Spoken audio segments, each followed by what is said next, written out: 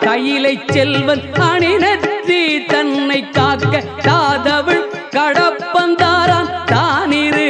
முதலை காக்க ஜோதியாம் தனிய ஈசன் துரிசிலா விழியை காக்க நாதனாம் கார்த்திகேயன் நாசியை நயந்து காக்க இரு செவிகளையும் செவ்வேள் இயல்புடன் காக்க வாயை முருகவேள் காக்க நாப்பல் முழுதும் நற்குமரன் காக்க துரிசரு கதுப்பை யானை துண்டனார் துணைவன் காக்க திருவுடன் பிடரி தன்னை சிவசுப்பிரமணியன் காக்க